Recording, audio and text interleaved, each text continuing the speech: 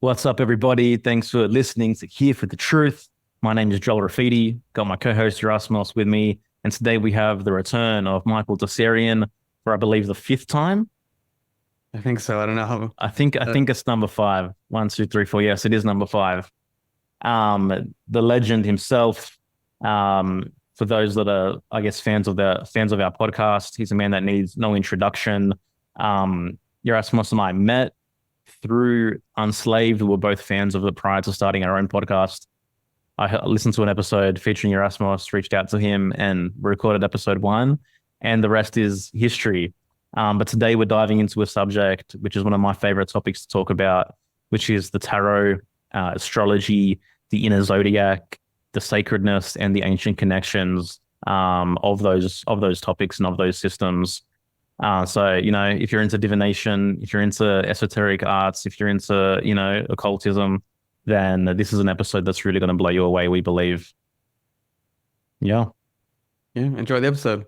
Well, before you enjoy the episode, Okay.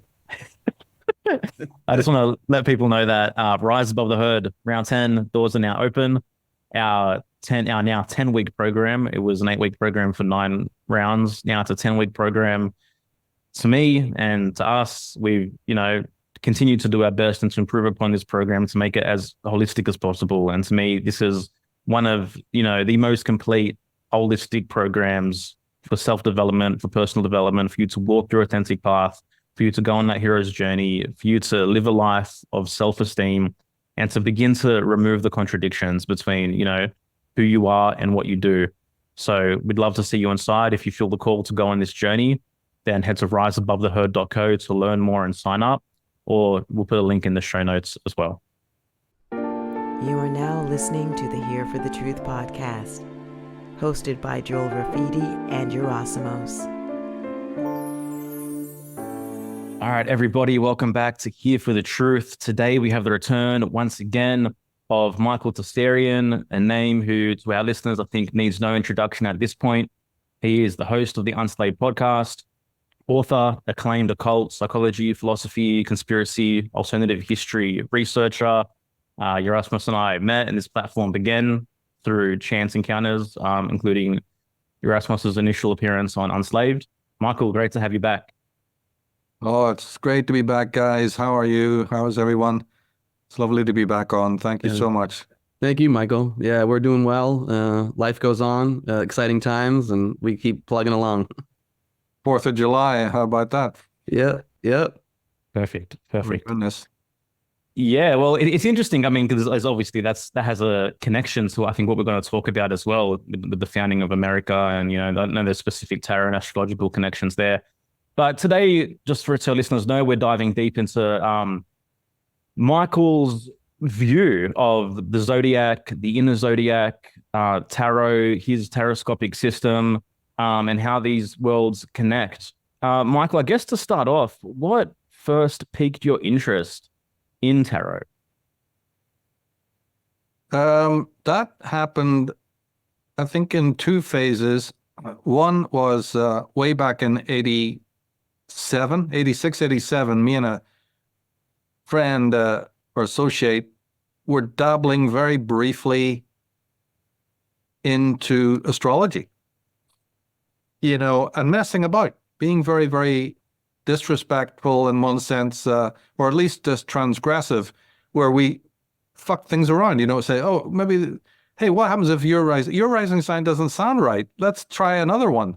Hey, there's 10 things better, or oh, no, that one's really doesn't work. And then we started doing this with all the people that we knew, just in this kind of transgressive, anarchic way, to say, well, I don't fucking think that guy's Leo rising.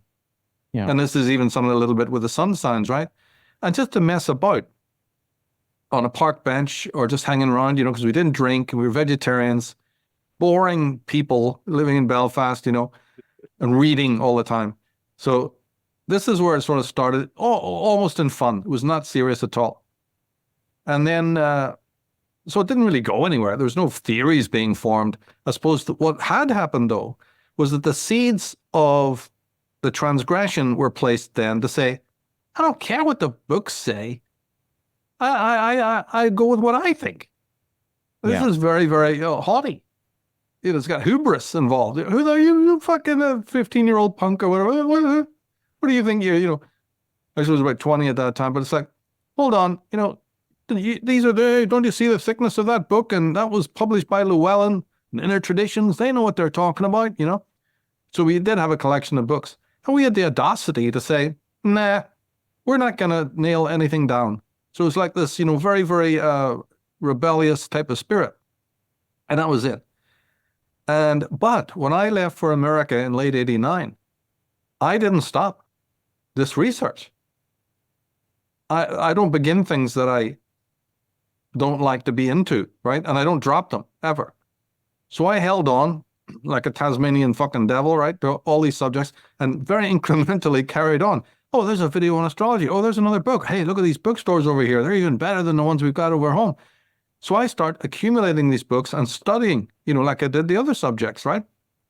Kept going with an eye to the falsity of what they were saying, planetary attributes, correspondences, the stuff of astrology. Exaltations turned out to be a very, very big one that was huge for me. These things called planetary exaltations.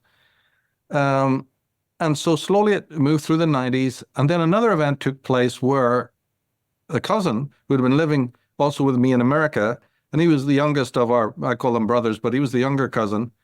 But he and I temperamentally got on more than, with my other brothers, right? And cousins. And he had a collection of books, small collection of books that he had bought in America. And he didn't really have a visa. He was sort of on a strange visa that was arranged by family members. So his stay in America was kind of precarious. None of us liked this fact, and he couldn't put down roots. So he was like, didn't know when he was going to be maybe having to be sent back or, staying, and how do you get roots? What are you going to do? Rent a room, get a job, so he tried to do all of these things. And he was just living sort of in my brother's garage. So he had a kind of a poor life while we were waiting for, things to happen with his immigration. Well, in 1996, I think it was, he had come out in about 94, if I remember correctly. But by a few years later, 96-ish, it wasn't working. And the person who was sponsoring him pulled away the sponsorship. And he had to leave. And it was absolutely fucking heartbreaking, right? Because it had taken us long to get him to come out in the first fucking place, right? And now he's had a really kind of not that great time in the States, in California, and then nothing's happened. And then finally the worst axe falls where they just pulled back his sponsorship. So what? Selfishly did this, right? So he's going to leave. And we're packing up and everything. And so what he did was he left me this collection of books that he had. And I said, look, I'll look after them. You can't take them on the plane with you. It's all over, right? They're too heavy. So he left me this collection of books, and 2 or 3 of them were on the tarot. So as I said, I've been studying astrology, but not tarot, right? He gave me these books, and one of them is this one that was pivotal. The book itself is rather unimportant. It was just a beginner's guide to the tarot. I think by Hollander or something like that. It was a green cover, right? I'm looking through this book, and I was driving taxis at the time in the San Francisco Bay Area, so a lot of downtime. You'd park and start reading, and I had his collection of books with me. And my guitar, obviously, in the front seat. So I would just sit there all night and read. In the middle of the Silicon Valley, a really paradoxical type of situation. Yeah. And when I was reading this book, and then later also when I got a more steady job, I kept reading this book and finding all what I considered to be error. So to answer your question, this was this book, this pivotal moment that shifted gears in my life. And I said, oh my God, the studies that we had done in the 80s, the ones I just told you about, where we were nitpicking and challenging and questioning and being critical like you can't believe, breaking it down, deconstructing, and all of this with astrology, that spirit started to return to me when my brother had left me these books. And I started going through them. And I actually, this time, rather than just deconstructing, now I started to make notes to construct what I thought would be a better system. And that's how it all started. So around about 96, 97, 98. And in 98, we start building the first Taroscopes website. It took a long time to, put up because it was just early days of the internet, and I was trying to use the website for a lot of other things, But we did put astrotheology pages on there. And we did, I started building the rudiments of what will become the Taroscopes Mystery School, which is now still there, 21 years old, or more even. And it went from there. And it all came from this little book and this little study. And then I got David Allen Hulse, a book I still recommend to this day called The Western Mysteries. It used to had a different title, actually, when I read it. But it was renamed by Llewellyn, The Western Mysteries. Big, thick book. Excuse me. And that one had these tables of correspondences from all these magical traditions. It's really, really helpful book. And in it, he had the Golden Dawn system, right? The Hermetic Order of the Golden Dawn system laid out in these tables that MacGregor Mathers and A.E. Waite had organized for the tarot archetypes. And when I looked at that, I said, this is good. This corresponds with what I've discovered independently. They're miles ahead, of course. I'm still in a rudimentary stage, right? But so I start getting into this Golden Dawn system, which has some very controversial things in it. The way that they align the Hebrew alphabet with the tarot cards. So when you pull out a tarot card, you see these little Hebrew letters sometimes on it, right? That's controversial.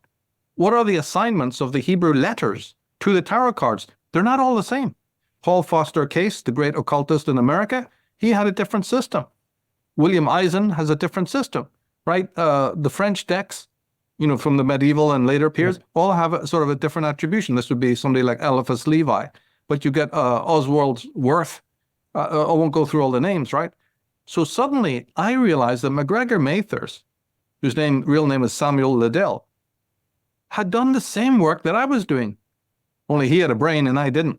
He was way ahead, but he was doing something of the same work. He was building rope bridges and being innovative and saying, I don't like the Italian system. I don't like the French system.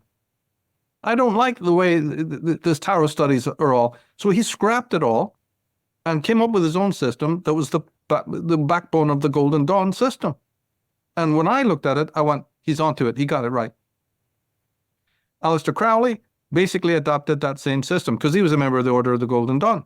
Mm-hmm. And so he adopted, by and large, that same system. Now, later he made some tweaks, right? So when I teach the tarot, I have to mention those tweaks. I don't know if we'll get into it here, but he made a few tweaks, but they're really not that big of a deal. He sticks to the Golden Dawn system that MacGregor Mathers and A.E. Waite, put together.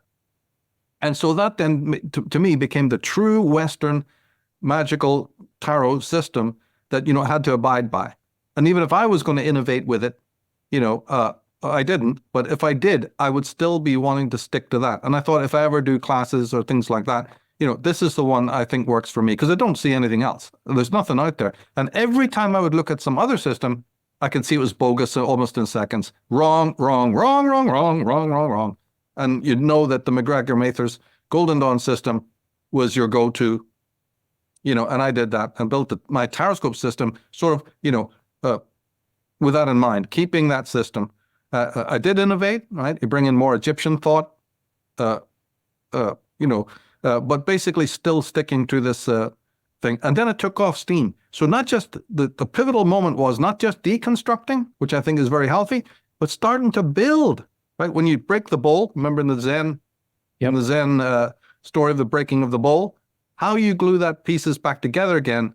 The greatest artist did it with pure gold. The glue that put the pieces together was gold. So I always liken what I did to that. I took the smashed pieces of what I had deconstructed, but I put them together in a way that, had this special innovative content where tarot, astrology, numerology, and even Kabbalah would all be linked together in this system, the Taroscope system, basically. Yeah, amazing. Yeah, I remember so initially I was listening to the Unslaved podcast. My focus was on your psychology episodes, shadow work, things of that nature. Then every now and then, I'd hear you mention the tarot. And for me, back then, it was why is Michael interested in the tarot? I didn't understand the bridge between tarot and psychology and everything else you were doing. And I think this is a common misconception out there when people hear the word tarot, they just think of, fortune telling or things of this nature, etc.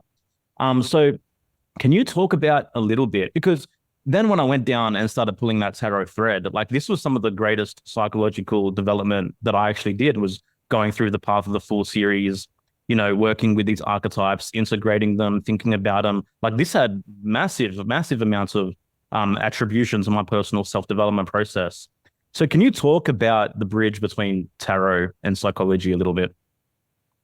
Yeah, that's the thing. This was the ancient form of psychology. Yeah. Nothing new under the sun. Now, this comes out a little bit more with somebody like Carl Jung, right? Who obviously did use astrology, did use alchemy, did use the use of mandalas. He even used the I Ching, So it's more conspicuous with him when you study the history of psychology. But we've got Edward Edinger, we've got Marie-Louise von Franz. There's a sprinkling of others who taking the lead from, you've got, Erich Neumann, who I owe a lot to because my Dragon Mother work is an homage to Erich Neumann. He was a Jungian, So it is there, this acknowledgement that what we would call divination arts are a kind of a proto-psychology. Yeah. If it wasn't, it wouldn't work. You doing readings for somebody via the tarot, via astrology, would be worthless. Yeah. Those clients are coming for assistance and for help. And whether they like it or not, their own personal psychology has got to play a part, because if they're coming to you as a reader because they've got personal problems, well, maybe their own psychological disposition is the reason they've got those fucking problems, not the other people that they're coming to ask about, or the other maybe they're the problem.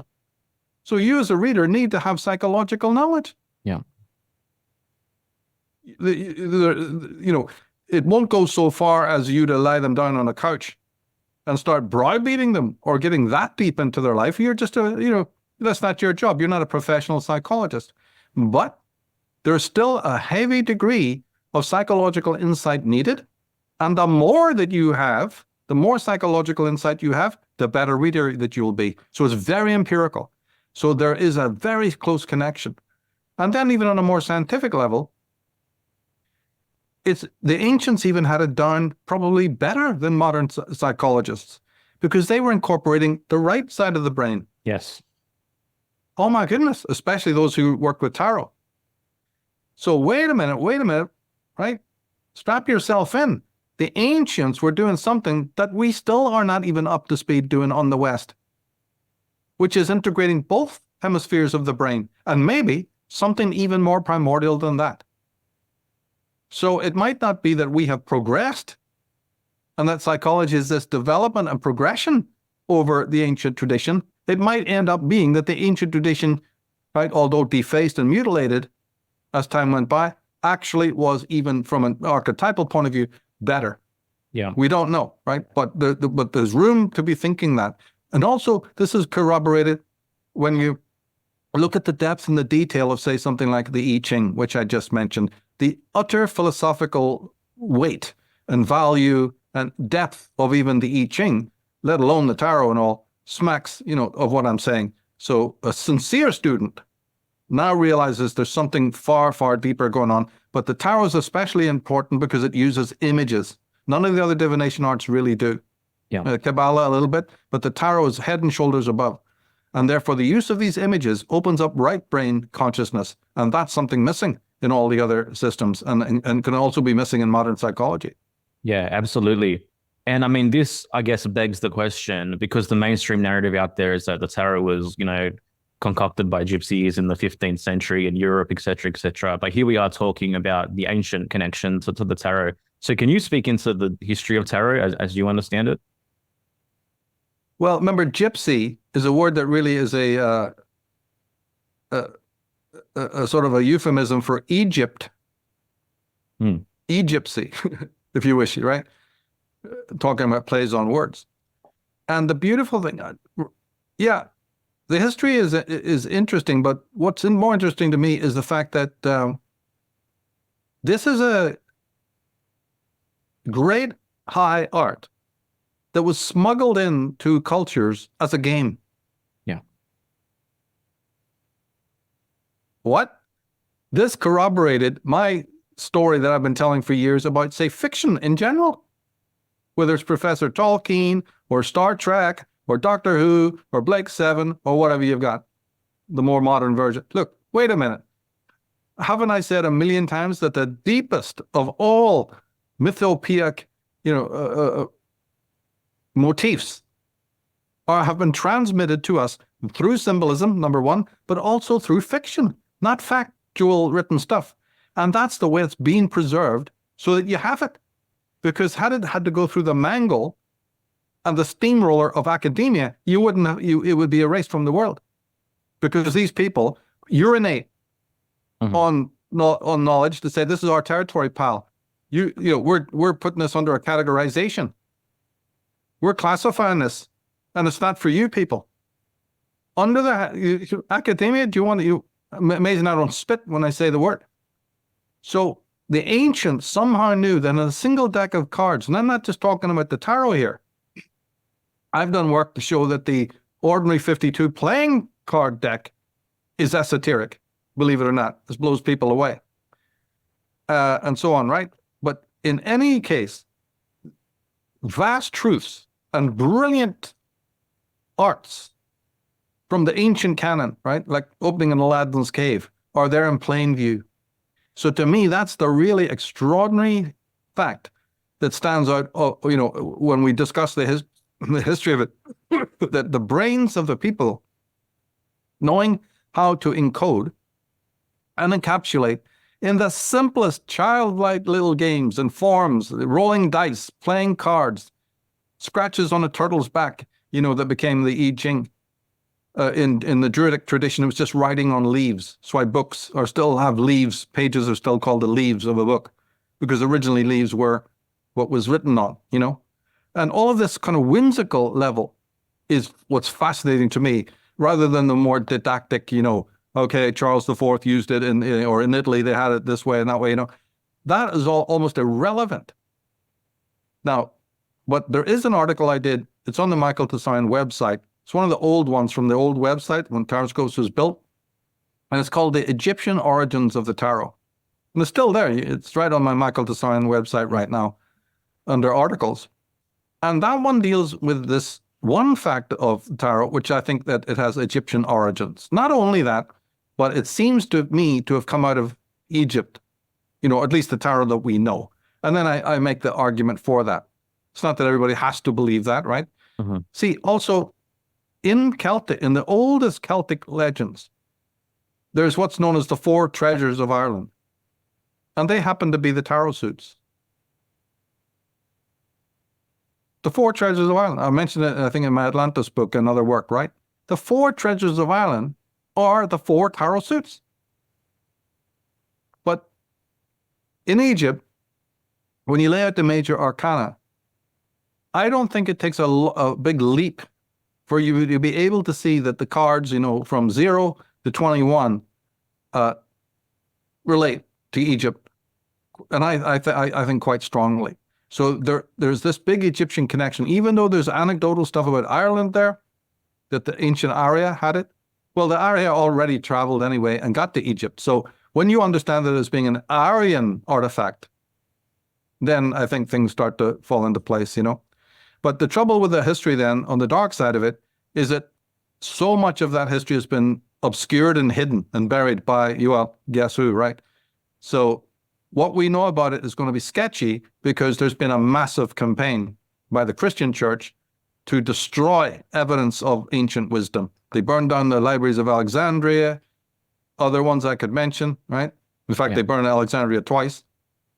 And Alexandria is in Egypt. So the ransacking of Egypt by the Christians and the Muslims, I've written about this extensively, of course, and so there's not much left. So when we talk about it, you're dealing with only fragmentary information that takes a lifetime to put together in a coherent way. So it's quite a study. I've done my bit, what I can, the Mystery School is the result of those decades of work. And also innovation, not to just go along with what's normally known, but to innovate and bring out what I think was the ancient system, just like MacGregor Mathers had done in the Golden Dawn. I'm sort of carrying on that work. Yeah. Hey, Michael, do you think like, the parasitic classes, the so-called elites, like they're aware that the tarot and the playing card system, that they have this knowledge, but it's at a point now where it's so ubiquitous, there's nothing that they could have done like when it was first coming out? Like you would think they'd be like, let's take up all the cards and burn them. You know what I mean? Yeah.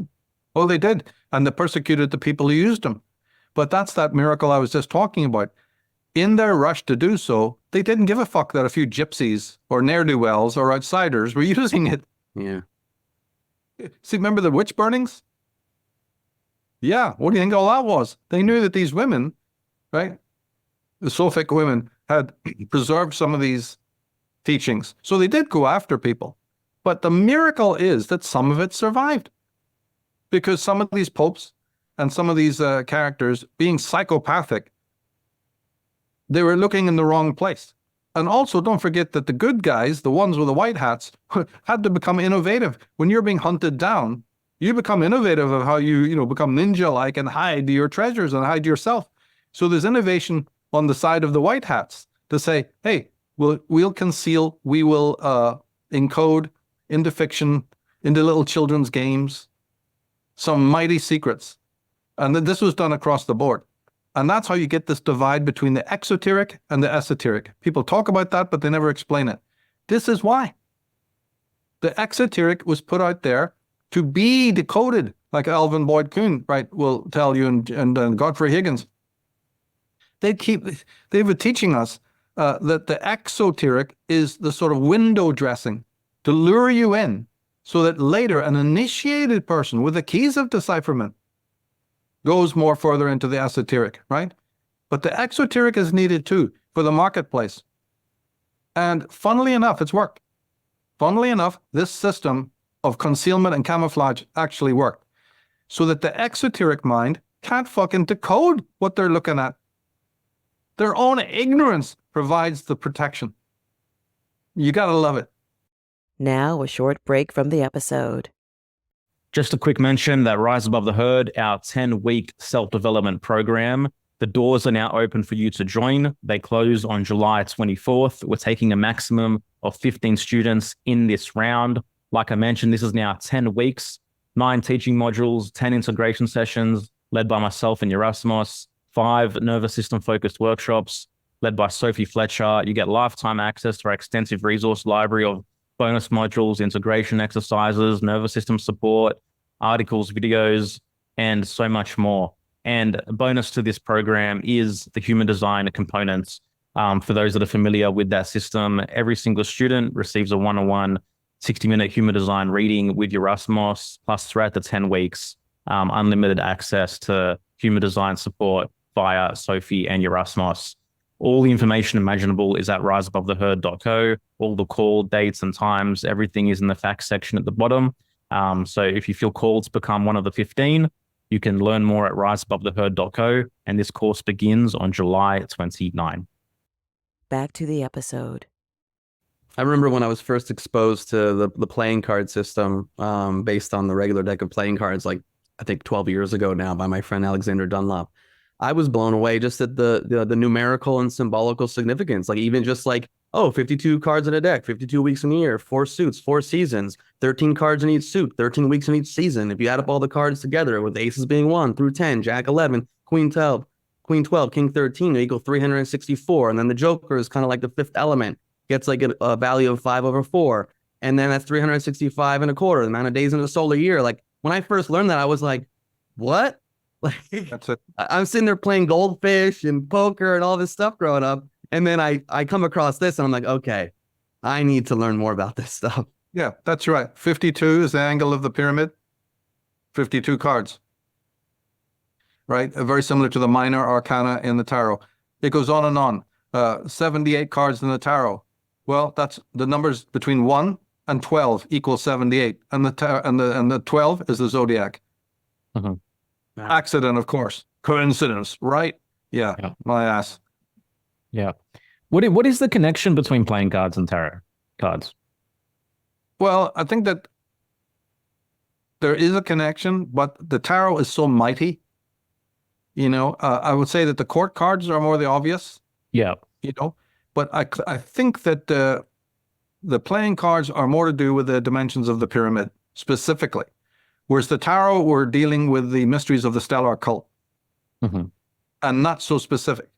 The more general, to do with the zodiac, and not the zodiac we know today, but a larger zodiac of more constellations. There's 88 constellations altogether, you know.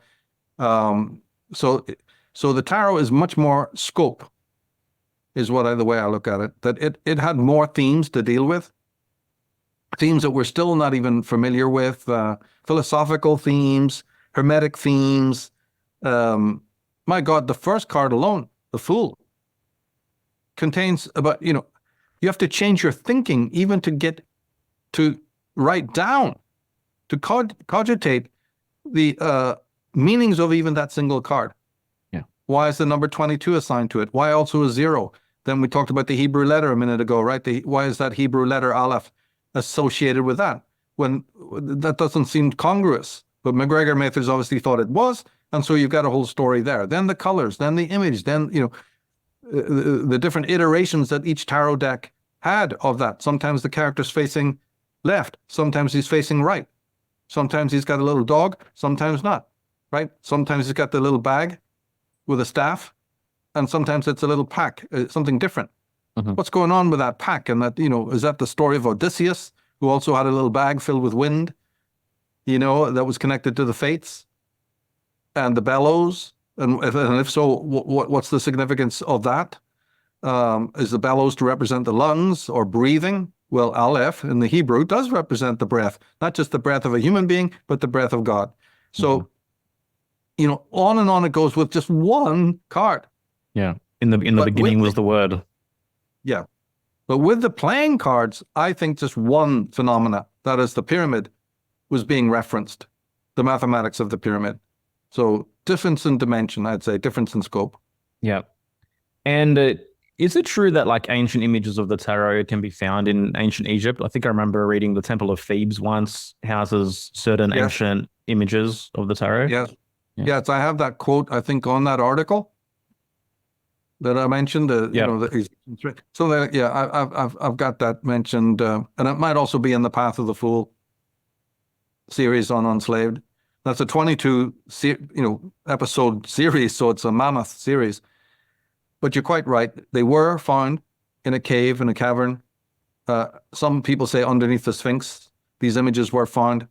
But also more than that, the archetypes upon which the cards were based have to do with the cult of Amun-Ra. That's their true origin, right? And the story there is simply that the Great Pyramid, and maybe any pyramid, you could even make your own pyramid and this would happen, had a crystalline capstone, right? Glass, crystal, whatever. And when the sun was at its most high, and this is the god Ra we're talking about, would shine through this crystal that had been specially made by the priests, and it would cast these weird squiggly shadows below the pyramid. And when the priests would climb up the top of the pyramid and look down, they would sort of see that these snake-like images existed. And that is the source of the so-called Hebrew alphabet, which is not Jewish, it's Iberu. And the Iberu were the high priests. It's the old name for the high priests of Egypt, the Ibaru. A word that was also mutilated and purposely misinterpreted, misconstrued, right? Hidden within it is also, connections to Ireland. I go into this in a page that's on the Irish Origins site, the Irish Origins of Civilization.com site, under the page called Etymology. People can look on the site, find the etymology page, and it's all of what I'm talking about is written there.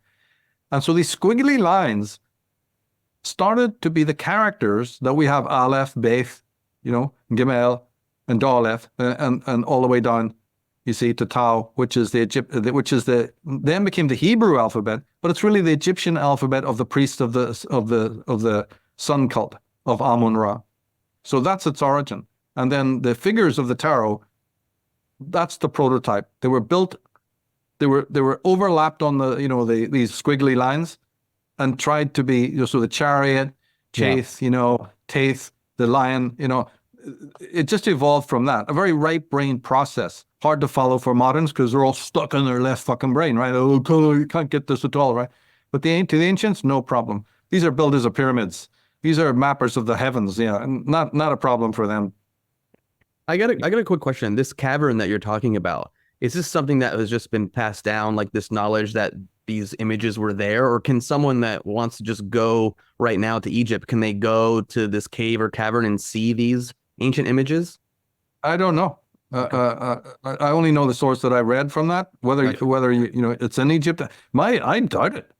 See, after the desecration that's been done in that country by the Christians and the Muslims, specifically the Muslims, it's a miracle to me that anything is left. So I don't hold out any hope on that. Okay. But I do trust the source that said it, because that source comes from people like E.A. Wallace Budge and some of the original archaeologists who went out there, So yeah, I trust that source. Yeah. Cool. So like this, these Hebrew letters that were formed through this crystal, like in your review, approximately like how many hundreds of thousands of years ago, like was this? Because I just find it so fascinating that, this tradition has continued to this day. Oh, it's a long time. Goes back before Akhenaten, probably right back to, a very early stellar period where they messed around with this stuff and worshipped the sun. And in their worship of the sun, they were looking for a way to transmit the beams of the sun to Earth. Remember, even in the Atonists have that, the symbol of the sun with 14 arms and hands coming out of the sun, and you even see this kind of stylized in modern corporate logos. But let's not get into that.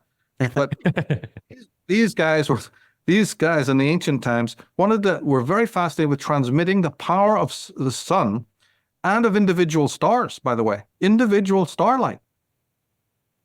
If we get to talk about the inner zodiac later, maybe this will come back up again as a theme. But they wanted to find a way of capturing, and so crystals became important just as part of this whole dynamic. Other things as well, sort of Indiana Jones-like, right? But then they realized this pyramid shape was important. So the pyramid, the stone one was built, then the crystalline capstone. That's why it doesn't have a capstone, because that was taken down. That's sacred. That's the property of the priest.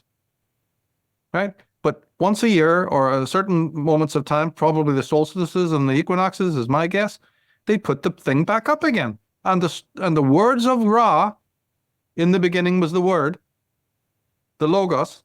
Yeah. Absolutely, that was it. Christians didn't invent it. The Egyptians invented it. They put well, it's not to say that the Irish didn't have the same thing, because they're all Arya. So in each of these countries, these pyramidical forms were used. The word of God was written in the sands below. They thought, oh, thanks, God. Thanks for talking to us. Okay, son, we got it. Yeah, these are your codes. And everyone then was allowed to interpret those squiggly lines in whatever way they wanted. And they became, as I said, they later on called Hebrew alphabet, based on a butchered, the real Iberu are gone. They're wiped out. And so now we get the Hebrew, which is the word that was adopted by later Jews who thought of themselves as the new Iberu. They're not, but they thought of themselves. They did a pretty good job. You got to give them some stars. And they preserved some of these traditions. But they're not the original Hebrew. Right? But coming out of Egypt, they were in Egypt. And they were the high ones. They were the Hyksos, right? The Israelites. And so some of these old traditions, especially of the sun cult at Heliopolis, because that's where these Israelite Jews were situated, right about that area.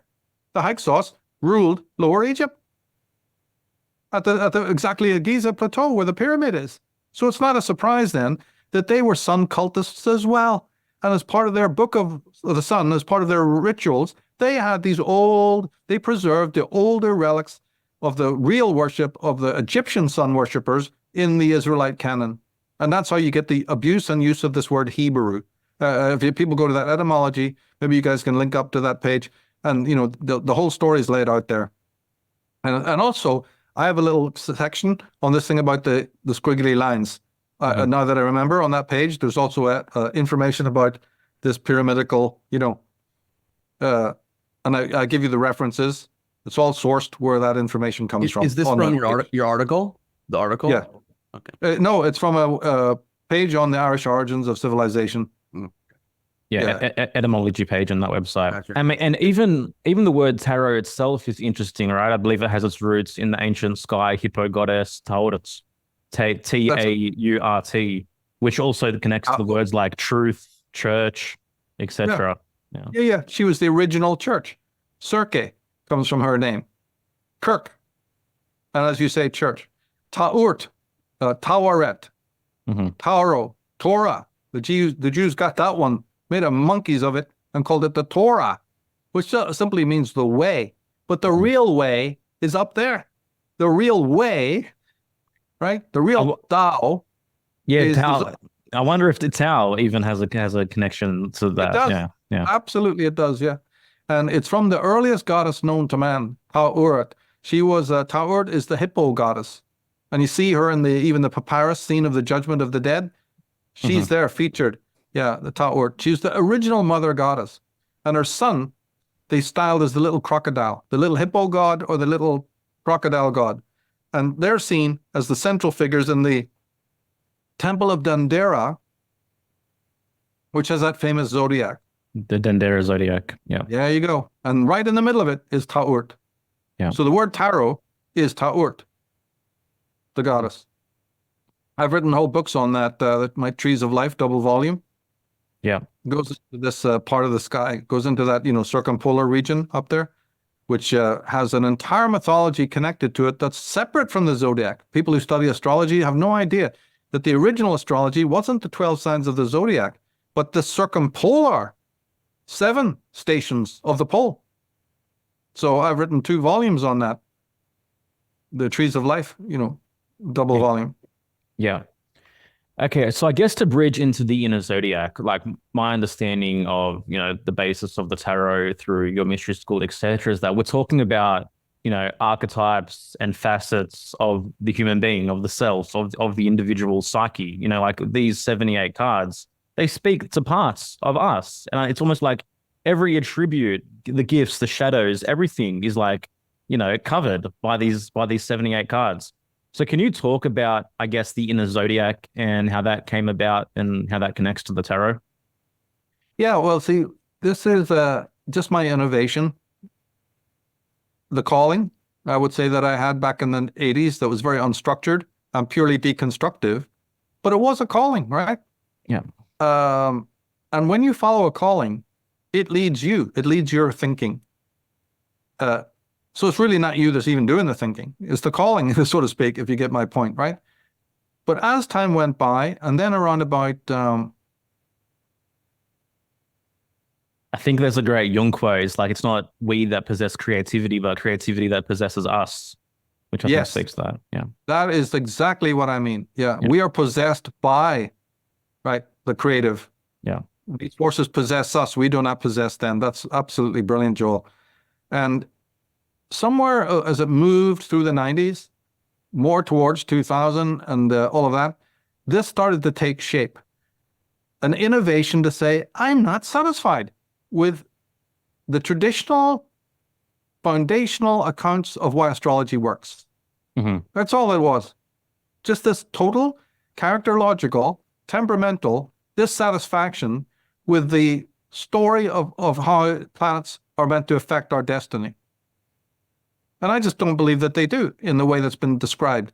Granted, the moon is the only one of the so-called planets that has some sort of physical effect upon us. But then again, even that doesn't work because the moon's effects are mostly on the tides, mostly on the physical earth, the geoid, not on personality. Right? Everyone, all police forces in the Western world know that when the moon is out, full moon, people do crazy ass things. So I'm not denying that. There is a certain amount of evidence that there's a non-physical, right, more behavioral influence of the moon. But by and large, the moon rules physical phenomena on this earth, like the tides, or like the menstrual cycle. These are physical, not psychological, by and large, right? But when it comes to the other planets, sorry, it's zero. There's not enough science there, to fill a thimble as to how magic rays affect consciousness, behavior, destiny, for goodness sake. Now, it might be true, and we just haven't discovered it yet, but something temperamental in me just couldn't accept it. And so then, as I said, what's the constructive side? To try and suggest ways in which this is working. But that meant the deepest dive possible into psychology. right? Now you had to really go into the dark to dig up. This was a task. I think I accomplished it, and then could present it to the world in the form of that article, in form of this little video that I have, the taroscopic intro video. That was the first thing I consumed on this topic. Like, I had no history of tarot, never researched tarot. My entry point was that Introduction to Taroscope's Mystery School video, and that floored me and blew me away. Like, it felt like a very, divine kind of moment consuming that initially. Yeah. Good, because it's been banned and stuff like that. So I'm glad, it's linked to the bottom of the Inner Zodiac article, and I've linked it to my Taroscope's site, the facts page. Yeah. But if you guys could link that up as well, it's very, very handy. And that sort of encapsulates the broader theme. Yeah. My dissatisfaction is not necessarily everybody's dissatisfaction, and they can carry on believing as they want about astrology and carry on even practicing it the way they want. I didn't try to get in there and form a school to debunk, what other people are doing. Yeah. But I did feel motivated in my own life to say, I'm not satisfied with this account of how rocks floating in space are meant to affect human destiny. There's got to be something else. So in the article, I suggest one or two, interesting things the way it could work. And I satisfied myself. And so out of that need to innovate, and then learning more about the brain hemispheres and the old brain, and going into some very, very odd territories, I came up with this inner zodiac, inner oracle idea, and I also drew on the work of two scholars who although different, harp on some of the same themes. And one of them is Julian Jaynes, Jaynes with a Y, and the other is Owen Barfield. Barfield was an expert on metaphor and on ancient languages, and all of that. And he was more sort of a Christian thinker, to that degree, but also highly into symbolism. And I found in their work, they don't speak about what we're talking about, right? But in their work, when they're talking about other things like language and history, I found some evidence that I thought could apply, to the story of the inner zodiac when you chalk it out, rather than, yeah, if you wanted to advocate it. I just shrunk everything down to that little article, but that's just for the public, right? Where is the argument? How do you verify it? Well, I felt that you had to go into some very bizarre areas of neuroscience and psychology, to do that. We can talk about that if you want, but that's an overview. So that I could tease out possible connections between, the heavens above and the person, like as above, so below, the old Hermetic adage. And look at it from a completely different point of view than traditional astrologers do, because it just seemed to ring hollow to me.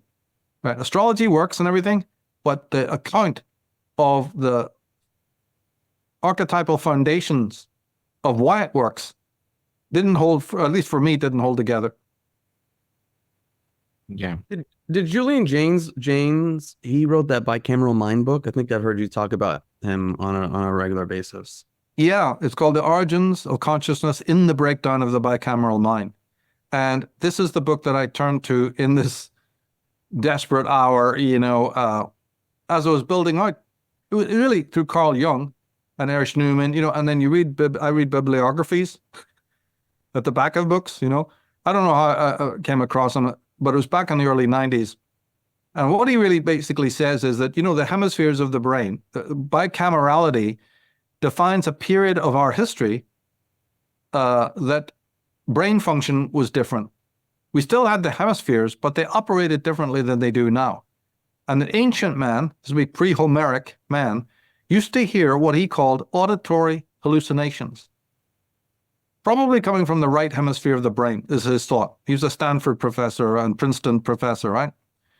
His work was deliberately suppressed and misrepresented. And if when I finish talking, everybody listening will understand why. But anyway, to keep it short and simple, he found that in the works of Homer, there was, evidence that there was a different kind of consciousness, in the thousands of years before Homer's time. And this form of consciousness, bicamerality, started to change during the Homeric period, moving into Hesiod, the next playwright, and down, to the 4th century. By then, something really weird had started to take place. And by about the 3rd century, and he looked into, texts of the Jews, a lot of different texts to prove this. This self that we now know and experience as this I, the central I, started to come about, but wasn't in existence. This level of subjectivity and me, the personal I, didn't really come to bear, through the literature, through the traditions. But he's pointing out that even our own shrunken sense of I-ness is still manifesting as a voice in our heads. You have it. I have it. Everybody has this voice in their head, right? Okay, he thought. In the ancient pre-Homeric period, he thought that there was these audio hallucinations, and they were known as the voices of the gods. And what this was all about was that the voices of these gods instructed the human race to do what they were doing. People did not have a personal will or personal volition and acted entirely by way of instruction of these inner voices. I know this sounds crazy, but let's follow it for just a minute, because it will answer this. Like I said, it's the long way around to explaining Joel's question, right, of the inner zodiac. So mankind was instructed from morning to night. The little voices said, go and cut the field now. Go and plant the seed now. Go and harvest now. Go get the water from the well now. Go look after the sheep now, right? Jaynes later says that one of the reasons why these voices sort of declined might have been because of the enlargement of towns and cities. As you got more and more people, things worsened. But in small villages, in smaller townships where there wasn't a lot of people, this was what was going on. Now, there's a Star Trek from the original series, but I can't remember the name of the episode, that actually goes into this. So somebody who wrote that script, and in it, it's about a group of people on a planet that worship this big serpent's head. So this is how you'll know it's this episode I'm talking about. And the serpent, big, like Tiahuanaco or somewhere like that, this big evil-looking serpent speaks to the people. And they have these little antennas on their necks. And all they do is obey whatever they're told to do. You will bring the apples to me now, right? So they go and harvest the apples and bring them all, right? Everything that they do is done this way. They themselves would just be zombified if they didn't hear these voices. And so somebody must have known their Julian Jaynes who wrote this. So, or independently had worked this stuff out amazingly, right? And that can't happen. But anyway, back to the story. Around about the time of Hesiod, Julian Jaynes noticed that these voices started to fade away from humanity. And he tries to give a few reasons why this might be, right? And so what this did was it left people completely unmoored and apathetic and zombified because they were no longer being told what to do. And so like a bunch of ghosts, people started to mill around without instruction. And it caused one of the biggest, apocalypses that we know. He sent us maybe, see, Homer was eight centuries, but this catastrophe, but he was only writing about previous times. So Jaynes's actual period could go back to almost 3,000 years ago. Because remember, although you mentioned Homer is only writing in the Iliad and the Odyssey of ancient Greek history. Oh, wait a minute, right? So that pushes these dates of the actual happenings even before, just to make that point. But at some point, these voices started to fade and people went fucking mad. And this is when a lot of things started to happen that opened, for want of a better word, the modern age. Modern thinking, modern consciousness, right? The hardening of what we know as the single unitary monad, the self, which is still a voice in your head, came about. slowly, very slowly, and other things. But what happened was this. In the panic of the masses of the people, that the voices had faded, couldn't hear. It's like a radio. You can hear some crackling, right? But you're fidgeting around with a knob going, come on, come on. And then a little bit, something will come in, and a little bit, it'll fade away. This is what was kind of taking place. So then what changed in history was that only very special individuals started to take on more importance because they were the last in line of the ones who heard the voices more clearly. So whereas before everyone heard the voices, now it was a particular so-and-so in your village, in the town, living up on the cave in the hill there, that everybody started to say, we'll go to him or her because they still hear it loudly. Get round there. And this became the cult of the priest and the priestess. This is the age of the cult of the time when people gathered around a specific leader. Now, don't you tell me how important that is for our age. Yeah. This is not only the genesis of priesthoods, it's also the genesis of royalty. Well, it was so like, when you lay out the major, was it like God had left them, and then so they had to outsource their power to the guru now? Precisely right. That's where it all comes from. If you lay out the major arcana, this story is, I believe, concealed in the major arcana, by the way. I just want to anecdotally say that. Because don't you have the emperor and the hierophant side by side? Okay, hold on. So, but back to the story. This outsourcing now took place, and instruction was still given. Nothing like what was before, but some so-and-so on the hill there, and he liked the feeling of this. Jesus, look at them all coming around me. I do hear these voices. So, all right, you go and till those fields over there. You build my ziggurat over there. You go fish over there and bring me some of your spoils. And this is where history starts to come along. People lacking it inside become dependent on the individual. But they also become dependent because they believe that if you build a shrine or a silent place, you can hear the voices of the gods again. So this is the origin, Jaynes says, of temples, shrines, churches, and so on. Oh. Private little spaces, even in your home, even a little alcove in your home with a candle burning. He said this is also the origin of what's known as votives. We know them as little icons, where out of wood or stone, you form little tutelary spirits, right? Little gods. Statues, lingam stones, whatever, figurines. Yeah. And they found these back on the time of the Hittites, it goes back to the Paleolithic. Figures of little goddesses. They don't even have to have heads or distinctive features. And you put these in your home because, first, strangely, it seemed that the voices of these gods, Jaynes says, was coming through these little votives for a while. This is another thing that happened until it also started to fade from them. Now, those votives are still preserved in the Catholic worship of the Lady of Guadalupe and, this Black Madonna and the Madonna worship where the fixation on statues and candles and churches and things like that. We're still doing it. Of course, we're still doing it. I even think about like confession booths. Like, do people go in there to hear the voice, All of this Baptist stuff and evangelist stuff wouldn't exist without it. You're absolutely right. Then another phenomena came, which is the age of oracles as a development. Because the voices had completely faded by later times, now we really needed what you described earlier as the guru. Now came this real emphasis on a central figure, a central oracle, a lot of them women. Something also started to happen here, where the females became the oracles who were saying, whether they were telling the truth or not, we can't tell, but they were saying, we hear the voices of the gods. And so oracles were set up in certain, important sacred places that have been sacred for a while.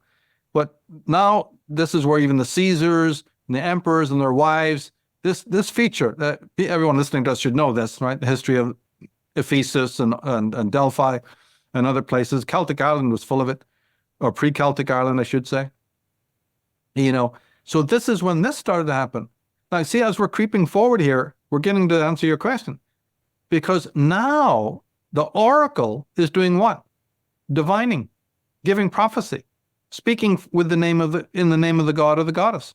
And you ask questions to it. After the age of oracles started to fade, for whatever reason, man found himself now back in the same fucking panic. I need instruction and I'm not getting it. Yeah. So this is the age now, right? We had the age of the priest, we had the age of the shrine, we had the age of the oracle. Oh, and by the way, in the age of the shrines, also big mounds of the dead became places that people went to hear the voices of the gods. So this is where you get this strange building of mounds like you find in Ireland, but all over the world. And sometimes there's even been noted that there's mass grave sites. So this would be where cenotaphs come from. The idea of a commemoratory mound of the dead. Native American Indians were all into it, right? And it used to be that if you hung around these places, you would hear the voices of the dead. And of course, the skull worship, which goes back very far in antiquity, might also be a remnant of this. It's huge in the history of Mexico, where I am now. The skull worship, the Day of the Dead, etc. Yeah. You bet. And even the crystal skull, who made that and why? Yeah. Right. So we're covering a lot of ground here, but it's very important. Mm-hmm. So after this age of these somewhat morbid but also necessary forms of worship, we get to the age that I call, because of divination. So as I said, the long way around answering your question. After the age of oracles, sort of overlapping, but it took on that in man's extreme need to find guidance, he started looking more to inanimate things, just like he had done with the votives, just like he had done with the figurines. He started looking around him, and tree worship comes out of this. The worship of certain behaviors of animals would be like the Native American Indians would see if, there's a hawk in the morning, or there's an eagle over there, or the buffalo did this and that. And this would become prophecy. In China, they'd observe the turtles and the serpents, right? And this is where you get your entrail reading kind of things, or palm reading, right? With the lines on the palm of your hand, the lines on the back of a turtle shell, throwing sticks for the yarrow, sticks of the I Ching, throwing coins or whatever the hell they did, stones, right? The runes are all dating from this period. And as that matures a little bit, it's at this point that you get astrology and tarot. I look up. I think the voices of the gods are coming from the sky. Yeah, take out card 9, the Hermit. Mm-hmm. Given the bicameral theme we're talking about, if you take out that card, the Chariot is a symbol, for me anyway, of the individual voice, the loss of the gods, and now the focus is on the individual steering his own ship. Frightful and horrific, as that may seem, no voice is instructing me. I now must be the sole architect, a navigator of my life. Yeah. It's just encapsulated in that card for me. But 9 is as well, because what is the Hermit doing? He says, "You fuckers, shut up. I can't hear the voices of gods anymore. I'm off." And he climbs the mountain, to get way up high to listen and for what used to be that instruction. Is he going to hear it? No, because it's fucking gone, right? But while he's up at the top of the mountain, so to speak, figuratively speaking, he looks around him and sees the wonder of the cosmos. And that right brain part of his mind, where the voices of the gods used to come from, now sort of takes on this different symbolic angle in which he starts to see in the shapes in the sky. And he becomes the oracle that says, well, God has spoken to me, actually. Right? And we talked about the cult of Ra. We were kind of a cult of priests, watching the squiggles, watching the lines, divining, right? And so what we know as the tarot now comes with this age of divination. And this is where people then used as the biggest compensation for the loss of the voices of the God. And that's why the world was obsessed with it. So that's a short sketch of how it comes about. But the thing is, it hasn't gone away. Modern AI, no, let's back up. The very digital world, kingdom, the computer, is part of this long, long desire to give up personal volition and hear the voices of instruction from within. It's the only way it can be put. Man has never lost his desire to be told what to do. We just said that eras of kings came and went. The teacher, the priest, the priestess, they've made money. They've retired to their paradisical houses. Now we got the imams, we got the fucking mullahs, right? You got the Joel Osteen, Judith Myers, mega churches. Last night, God talked to me, Robert Tilton, and people in their millions coming all over the world. Modern world, are you kidding me? For instruction. Doesn't matter how bogus it is or how much you got to pay for it. This is what's going down. So the human race has not in any way changed. That is why you have so much madness in the world. That's why any leader can jump up and lead the flock. That's why religions exist. That's why fundamentalism exists. It's all to be told what to do. In the frustration, now to bring it to its conclusion, in the frustration, man has been so innovative that he actually created this simulated world of the computer world, right? What we know as the internet and all of this, in order to build a new God to instruct them into how to live. So this is how I take Julian Jaynes' work. He died long before this, age came upon us, but I believe it's absolutely apropos. I'm a big fan of his work. And I think that AI is the latest iteration of this fucking need that is so deeply placed to lose selfhood, right? To lose it and just be this mannequin that takes instruction from outside. And we're succeeding better than anyone could imagine. We're hurtling forward back to a bicameral period, wanting to give up the stress of being a self. And I think a lot of things in the world are explained by this, and a lot of things in general history, the whole history of the world, can be understood with this unfolding of the loss of the voices of the gods and the needing of it to be returned. It also explains things like schizophrenia, and other things that we can't talk about. But just the idea of a metaphorical space inside your own head where the so-called I lives, and when it lives as a voice. One can get into a lot of different things from this. Not just the neuroscience of the splitting of the brain, hemispheres and all of this, but what Julian Jaynes brought to the table is invaluable. It's been thrown off the table, sadly, but I resurrected my work in order to go the long way around to explain the inner zodiac. And that is that these are remnants. Why it works. It's not from magic rays of the stars, not from magic rays of planets, but from their equivalents within. The need to replace the voice of the gods motivated us to create the divination arts as the last echo, the last crackling of the radio, right, of instruction. And that's why I believe it works. And that the astrologers got it all wildly wrong when they point to magic rays and all of that stuff. They don't know their Julian Jaynes. They don't know the history of the real world and the real history of consciousness. Yeah. So when people find that certain transits are accurate in terms of things that happen in their life, I guess this is where I get confused. What's happening there? Hey everybody, thanks for watching. To watch the full episode, head to hereforthetruth.com. Smoking mirrors, I'm seeing through the illusion. Waking up in a time, they think you're in a delusion. Somebody set the alarms, cause they be too busy snoozing. I'm in a DeLorean, fast forward and never